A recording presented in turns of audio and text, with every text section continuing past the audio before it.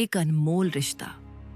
रिया एक छोटी सी लड़की थी जो अपने दादाजी के साथ रहती थी। दादाजी उसे बहुत प्यार करते थे और उसे कहानियां सुनाते थे। रिया को दादाजी की कहानियां सुनने में बहुत मजा आता था और वह हमेशा उनके पास बैठने की कोशिश करती थी। एक दिन रिया ने दादाजी से पूछा, दादाजी, जीवन का सबसे बड़ा सुख क्या है? दादाजी ने मुस्कुराते हुए कहा, बेटी, जीवन का सबसे बड़ा सुख है अपनों के साथ समय बिताना। रिया ने पूछा, लेकिन दादाजी, जब आप बीमार हो गए थे और मैं आपके साथ नहीं रह पाई थी, तब आपको कैसा लगा था? दादाजी ने कहा, बेटी, उस समय मुझे एहसास हुआ कि जीवन का सबसे बड़ा सुख है अपनों का साथ और प्यार। जब तुम मेरे साथ नहीं थी तो मुझे लगा कि जीवन सूना है, लेकिन जब तुम आई और मेरे साथ रही तो मेरा दिल भर गया।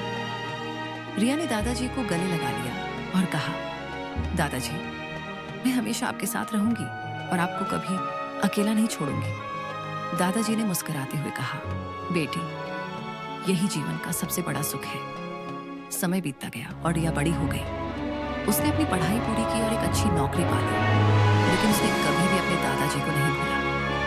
वह हमेशा उनके साथ समय बिताने की कोशिश करती थी और उनकी देखभाल करती थी। एक दिन दादाजी की तबीयत बहुत खराब हो गई। रिया ने उनकी देखभाल की और उन्हें अस्पताल ले गई। डॉक्टर ने कहा कि दादाजी की तबीयत ठीक नहीं है और उन्हें आराम की जरूरत है।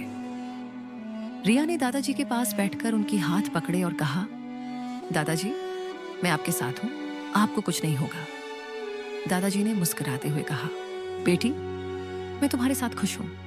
तुमने मुझे जीवन का सबसे बड़ा सुख दिया है।